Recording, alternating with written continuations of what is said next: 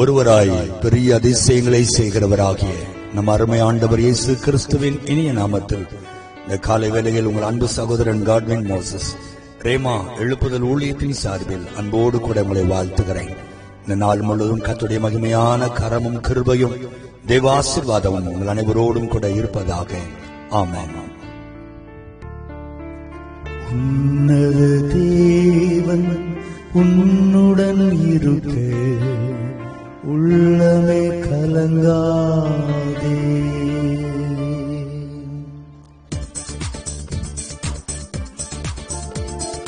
உன்னத தேவன் உன்னுடன் இருக்க உள்ளமே கலங்காதே. உன்னத தேவன் உன்னுடன் இருக்க உள்ளமே கலங்காதே. அவர் வல்லவரே என்றும் நல்லவரே, நன்மைகள் குறையாதே. அவர் வல்லவரே என்றும் நல்லவரே, நன்மைகள் குறையாதே. உன்னத தேவன் உன்னுடன் இருக்க உள்ளமை கலங்காதே. அந்நாள் தம் பாதம் அமர்ந்த அந்நாளின் ஜெபம் கேட்டார். அநாதையாய் தவித்து அந்த ஆவாரின் துயர் துடைத்தார். அநாதையாய் தவித்து அந்த ஆவாரின் துயர் துடைத்தார். உன்னத தேவன் உன்னுடன் இருக்க உள்ளமை கலங்காதே. உன்னத தேவன் உன்னுடன் இருக்க உள்ளமை கலங்காதே.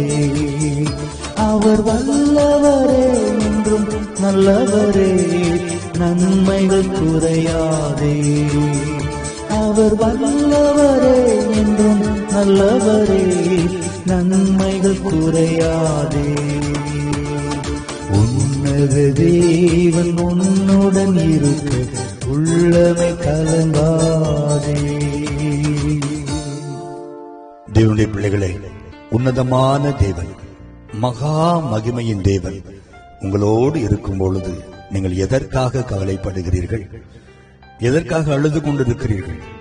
எதை குறித்து பயந்து கொண்டிருக்கிறீர்கள்?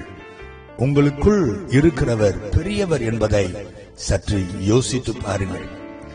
அவராலே கூடாத காரியம் ஒன்றுமில்லை. அவரை ஒருவராலும் ஜெயிக்க முடியாது. அவரால் குணமாக்க முடியாத வியாதிகள் ஒன்றுமில்லை. அவரால் மாற்ற முடியாத கடன் பிரச்சனைகள் ஒன்றுமில்லை. இல்லாதவைகளை இருக்கிறவைகளை போல் அழைக்கிறவர் அவர். எல்லாவற்றையும் எல்லாவற்றாலும் நிரப்புகிறவர் அவர். முடியாதவைகளை முடிய பண்ணுகிறவர் அவர். அந்த உன்னதமான தேவனாகிய இயேசு கிறிஸ்துவை உங்களோடு கூட வைத்துக் கொள்ளுங்கள். அவர் உங்களோடு இருக்கும் போது நீங்கள் எதை குறித்தும் யாரை குறித்தும் பயப்பட வேண்டிய கலங்க வேண்டிய அவசியம் இல்லை. பிரியமானவர்களே, அன்றைக்கு எல்லாராலும் கைவிடப்பட்ட ஆகார் கண்ணீரோடு வனாந்தரத்தில் அழுது கொண்டிருந்த பொழுது அந்த அழுகையின் சத்தத்தை கேட்ட என் ஆண்டவர் அவளை ஒரு பெரிய ஜாதியாய் உயர்த்தவில்லையா? அதே ஆண்டவர் இன்றைக்கு உங்கள் கண்ணீரை காண்கிறவர், உங்கள் கதறலை கேட்கிறவர், உங்கள் புலம்பலை விசாரிக்கிற தேவன் ஒருவர் உண்டு. அவர்தான் நான் சொல்லிக் கொண்டிருக்கிற இயேசு கிறிஸ்துவாகிய தேவன். அவர் உங்களோடு கூட வைத்துக் கொள்ளுங்கள். அவர் உங்களோடு இருக்கும் பொழுது அவரை துதித்துக் கொண்டே இருங்கள், ஸ்தோத்தரித்துக் கொண்டே இருங்கள். உங்கள் விசுவாசத்தை வெளிப்படுத்திக் கொண்டே இருங்கள். ஆண்டவரே, நீர் என்னோடு இருப்பதற்காய் நன்றி.